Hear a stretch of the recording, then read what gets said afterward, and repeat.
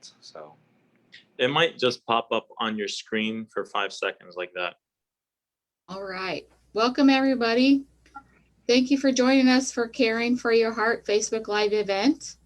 My name is Rochelle Thompson. I'm a nurse practitioner who works here at the Heart Center for Stormont Vail.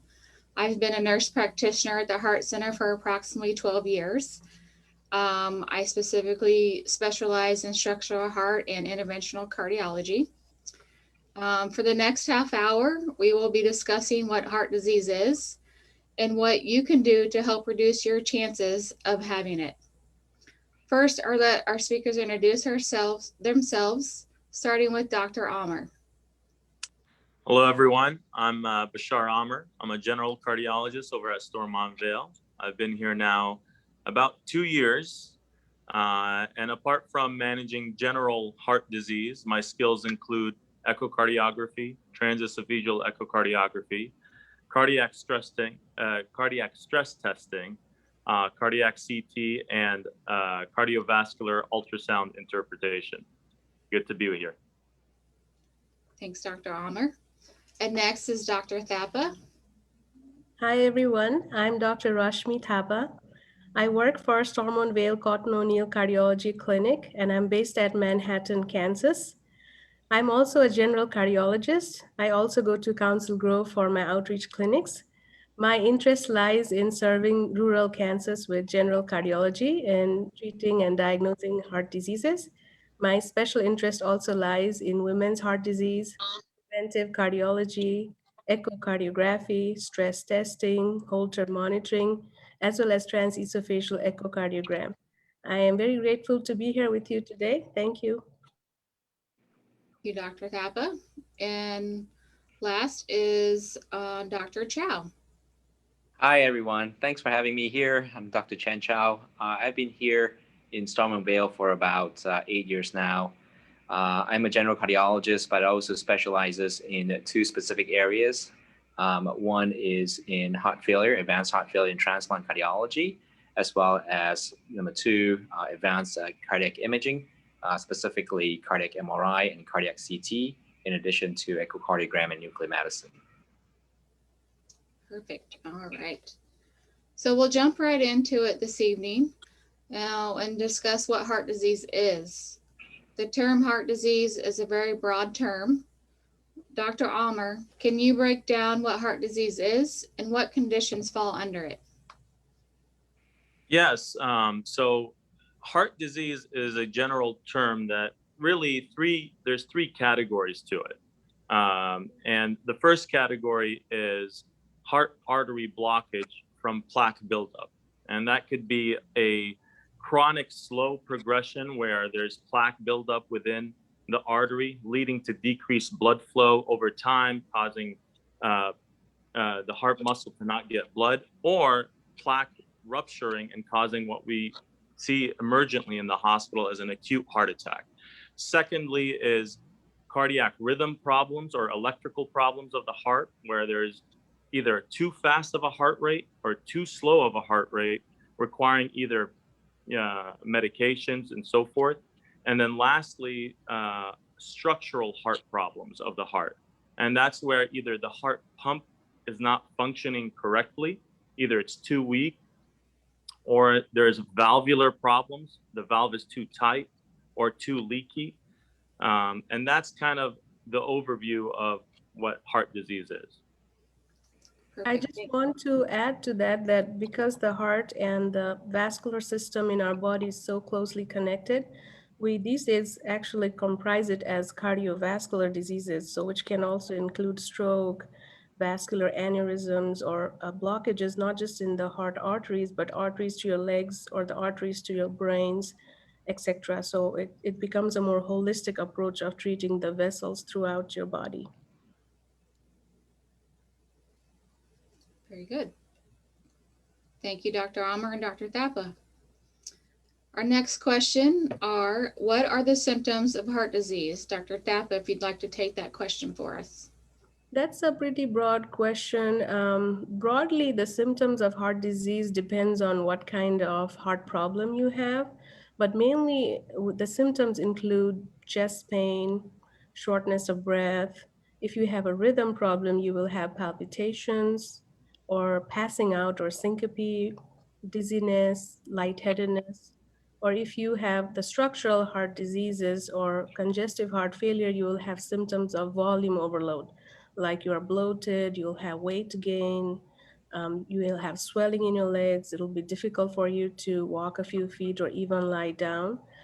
And from the vascular side of things, you could also have symptoms related to cramping of your legs, when you're walking, or even stroke, or lack of a vision for a few seconds if you have blockage in your carotid arteries and things like that. I think the most important thing to remember is you should not miss the more drastic symptoms, which can be fatal if you do not give attention to it quickly enough. So that would include like an excessive amount of chest pain or shortness of breath that usually comes on suddenly, which can represent a heart attack. Do remember that if you are diabetic, or if you are a female or elderly, the symptoms may be slightly atypical. The pain may be in your upper back, and sometimes you will just have excessive sweating with just a sense of doom and may not have much symptoms. So please be aware of those kind of symptoms. And obviously, the most drastic of all symptoms is passing out or syncope. That can happen when you lose your pulse, and unfortunately, some of the heart diseases do present like that directly. So we do not have to, we cannot take it very lightly.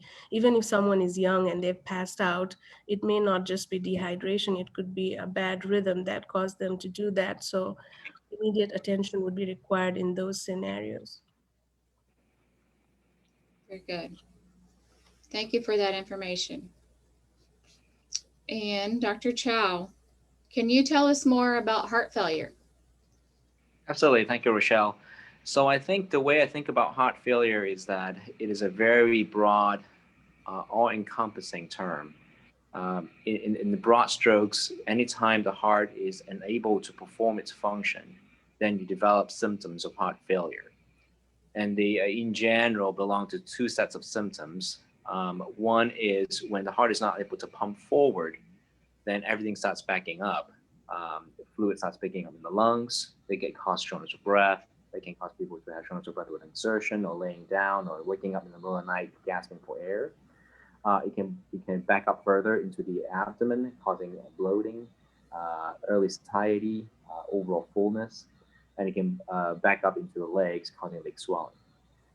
So that's the first set of symptoms. And the second set of symptoms are a little more non-specific, and it has to do with the fact that we don't have good forward flow into our organs, into the muscles or the internal organs, including the brain. And the symptoms are a little bit more non-specific. It's generalized fatigue, brain fog, not able to think clearly, poor memory, that sort of things. Heart failure in general can be a manifestation of everything wrong in the heart, whether it is blockages in the coronary arteries, whether there is electrical problems, as Dr. Omar has described, or whether there's a valve problem. But in general, when a cardiology describes heart failure to a patient, they are actually referring to the pump function of the heart. And they are, in general, in the simplistic description, belong to two big categories. One is the inability of the heart to contract adequately, and that we call that heart failure reduced ejection fraction. And the second type belongs to the fact that the heart is able to squeeze very well, the contraction is very good, and yet patient continue to have heart failure symptoms. And we think that mostly that's related to inability to relax the muscle adequately. It is obviously a lot more complex than that, but in general, we think about that as the inability to relax the heart, to pump the extra fluids before you get pumped forward. And we call that heart failure preserved ejection fraction. Now, distinguishing the two is very important, because these two symptoms, these two heart failure types, even though they present very similarly, they cannot be more different in terms of what causes them and how you actually treat them. So it is very important that whenever a cardiologist describes heart failure, it's important for a patient to ask, well, what type of heart failure do I have, and what causes my heart failure, and what can we do about it? Very good. Thank you very much. And I'm going to pause for just a second. We have a viewer question. Dr. Omar, I'm going to direct this question to you. The question is, I'm currently in my 30s. Do you have suggestions on things I can do to prevent heart disease? Yes. So the biggest thing for prevention of heart disease is what we call focusing on lifestyle modification.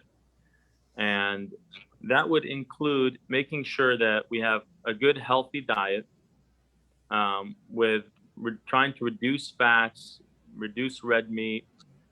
Then the next big thing would be making sure that we're trying to exercise 20 minutes 3 times a week, aerobic exercise to kind of continue our cardiac endurance, watching our weight, trying to make sure if we are overweight, losing weight. And those are big key things in regards to lifestyle modification. Now, if there are other disease processes or chronic illnesses that you have, controlling those diseases, specifically high blood pressure, diabetes, if there is sleep apnea, all those stress the heart in a way where it can lead down the road to increased cardiovascular disease. Very good.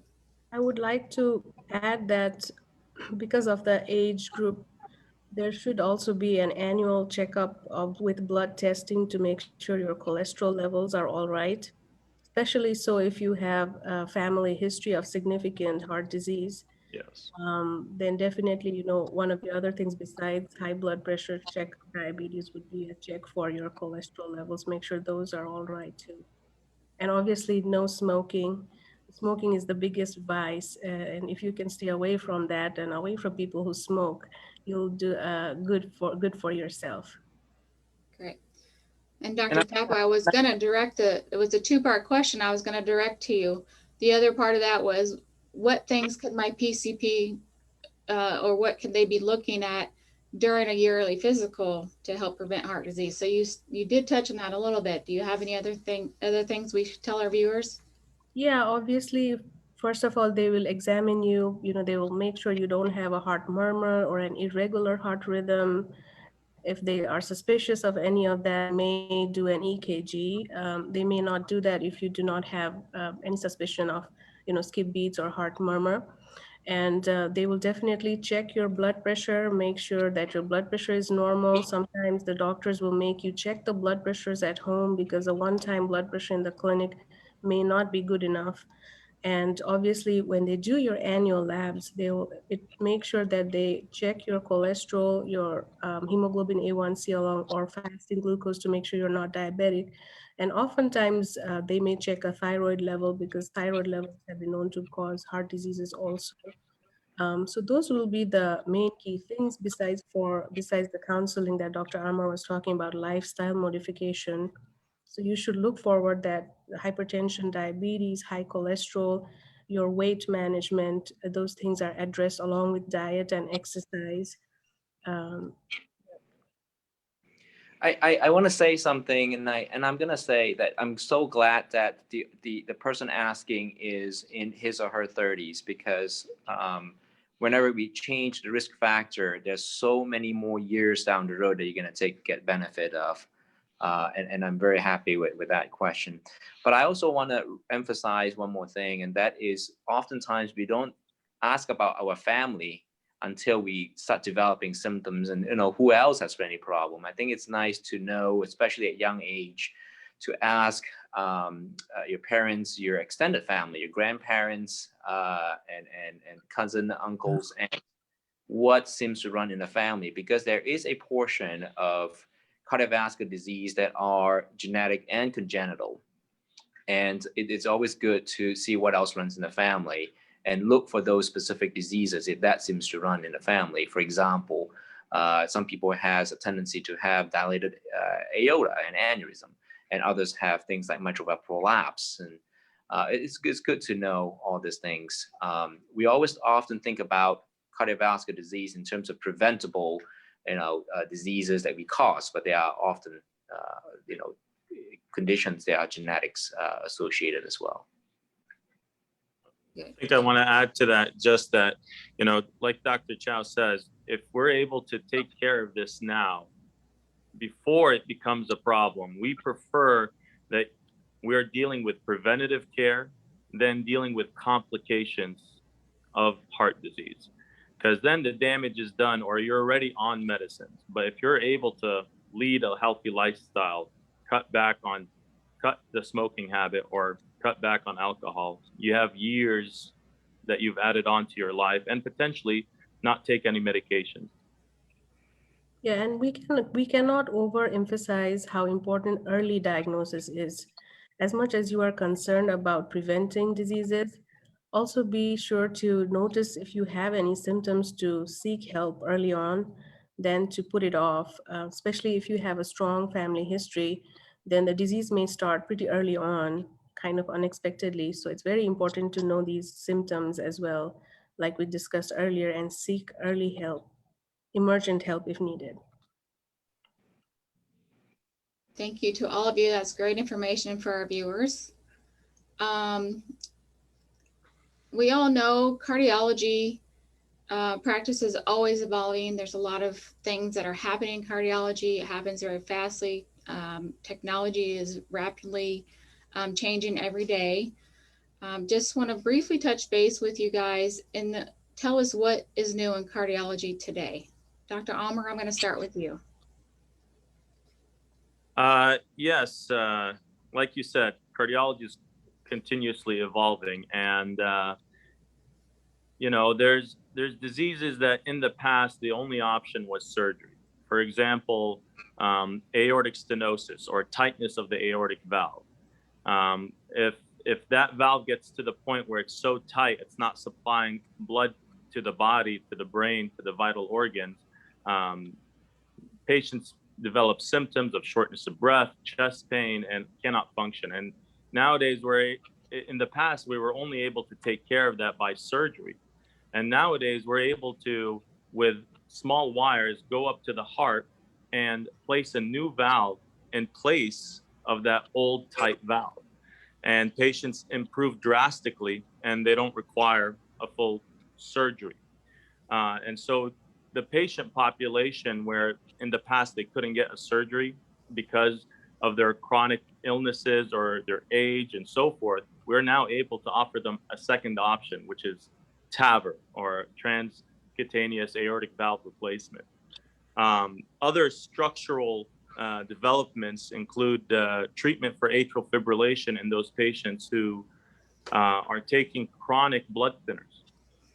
For those patients who have atrial fibrillation, they're taking blood thinners to prevent a clot from forming that may lead to a stroke. But those blood thinners are not without a risk, and that risk is major bleeding. And so in one hand, you're dealing with preventing a stroke, and in the other hand, you're dealing with the risk of bleeding. And nowadays, we're able to place a device into the heart where clots usually form in this pocket. And that device kind of plugs that pocket and prevents clots from forming or leaving the heart completely. And so you're able to reduce the risk of stroke, and at the same time, stop the blood thinner and reduce the risk of bleeding. And that procedure is called a Watchman device. And it's, in my opinion, kind of changed, the course of patients who have atrial fibrillation that are on blood thinners, because they've been chronically dealing with bleeding episodes, falls, and bleeding complications. And that's a game changer. Very good. Yes, and I think to add to that, what Dr. Amar said, talking about heart rhythm problems, I think, we have available to us the leading edge technology to treat various kind of arrhythmias, which can include ablation for atrial fibrillation, atrial flutter, or various kind of rhythm problems. Not to mention various kinds of devices, pacemaker type of devices that are now available for those patients who have a slow heart rhythm and their natural pacemaker of the heart is not working. And in terms of that, we do have available to us even pacemakers without any wires. They are called leadless pacemakers now. Some of the patients, they have a lot of problem with getting access to their veins to put an extra wire to their heart for the pacemaker, especially if they are undergoing dialysis or they have a portacan for cancer treatment. For those patients who need a pacemaker, now we do have to us this leadless pacemaker, which are, about a small size of a battery, which gets implanted in the right side of the heart, and it can pace your heart from just staying inside the heart without any wires. And more advanced kind of defibrillators are also available now. Defibrillators are devices that treat you from a fast heart rhythm that could take your life, like ventricular arrhythmias. And in a lot of younger patients who don't need a pacemaker, these defibrillators can be implanted under the skin. They're called subcutaneous defibrillators, which are now available. And all these different procedures are always done with a backup of our cardiothoracic team, without which a lot of these procedures we cannot do, because they are our backup should any complication happen in any of these procedures. And not just that, they provide independent, wide range of cardiothoracic surgeries like open heart surgeries for bypass surgeries, valve replacement, various kind of surgeries for aneurysms, or even lung and thoracic surgeries. So all of those leading edge technologies are also easily available to us here in our towns, preventing our patients to go to faraway centers. Very good. And I think I'm gonna say, in cardiology, I think every aspect of cardiology has significant advances in the recent years.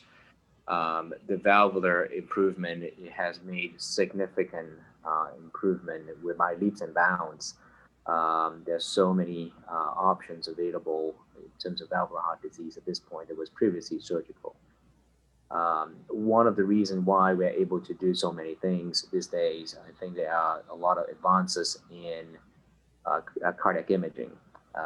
Advanced cardiac imaging such as cardiac MRI and CT, as well as 3D echocardiography, has made a lot of changes in terms of being able to identify what exactly the problem is and how we're going to fix it. So that helps a lot with the planning of surgery and procedures in fixing these conditions. Three-dimensional echocardiogram, for example, is able to provide live imaging at the time of procedure to guide the procedure, and also to make sure that we get the results we want before even leaving the room, before concluding the procedure. I think those are very important aspects that allow us to leapfrog into doing some of the things that we do. Along the line of imaging, I think we have also been able to, with cardiac MRI and nuclear medicine, we are able to see the tissue of the heart a lot more. In the recent years, there has been more attention paid into things like cardiac amyloidosis, which is an infiltrative process where proteins get deposited in the heart and render the heart not able to function well.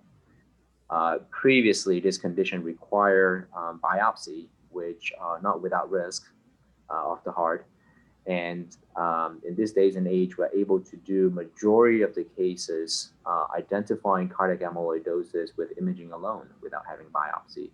We still reserve biopsy and we still do them, but we are limiting them to a smaller population where there is inconclusive imaging.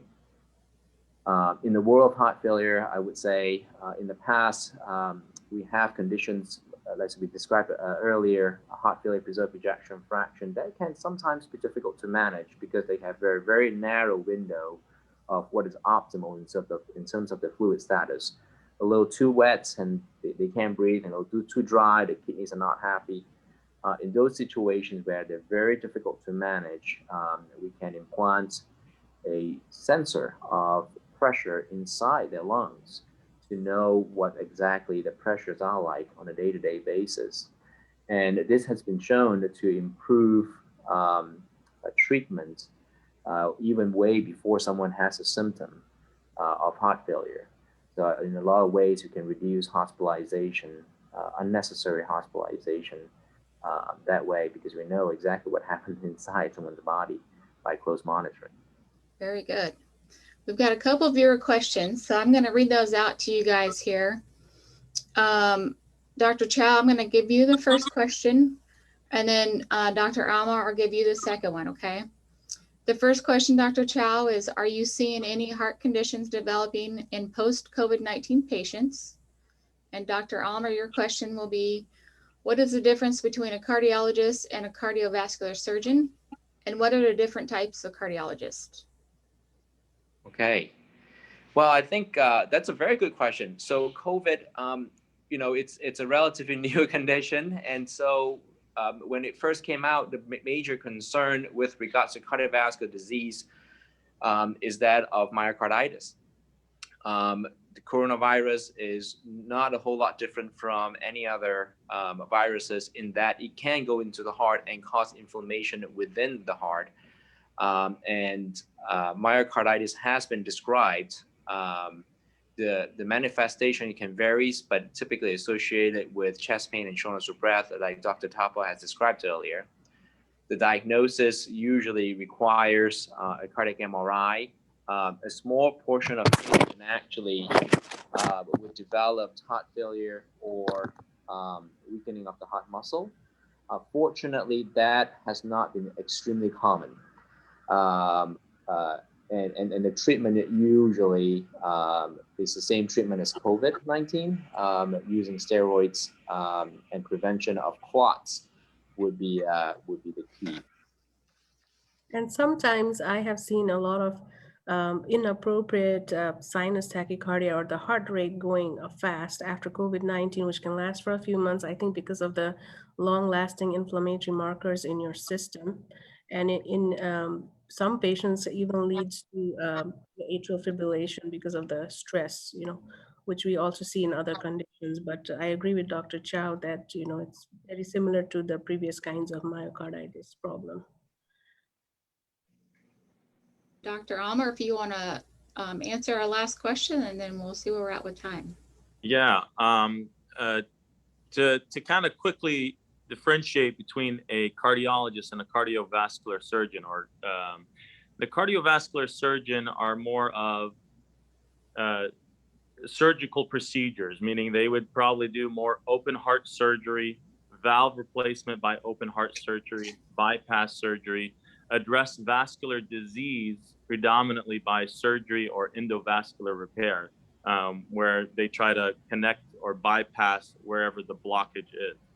Cardiologists usually manage patients by medications and interventions or procedures that are not as invasive as surgery. Cardiologists in general are divided into general cardiologists, who kind of see the wide spectrum of disease, from heart failure to arrhythmias to valvular problems. They kind of see pretty much everything, and then manage it with medications and simple procedures. Now, if a patient has a heart attack or significant heart artery blockage, we manage that by opening up that artery with a stent. And that cardiologist is specialized in interventional cardiology, where they go in with small wires up to the heart or to wherever the blockage is and open it up with a stent to allow blood flow to the heart, for example. We also have specialized cardiologists who deal with the electrical component of the heart, and those are called electrophysiologists, or as I tell my patients, they're the electricians.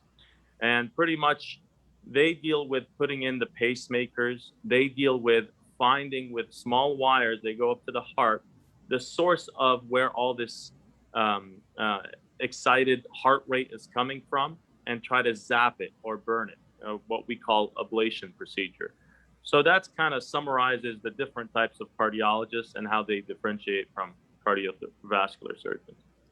Okay. I thought that is a good question, because I think, the line is becoming more and more blurred between what a cardiologist is and what a cardiothoracic surgeon is. When we talk about things like transcatheter aortic valve replacements. Now you have both interventional cardiologists and a cardiac thoracic surgeon at the procedure. Yes. So more and more, the line is very much blurred about who is doing what. And a lot of times it requires a team.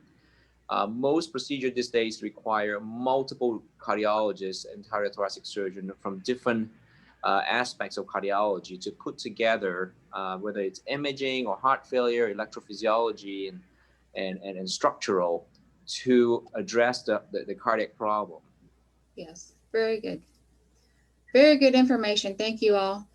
I'd like to thank our panelists again for participating today and sharing their expertise with us.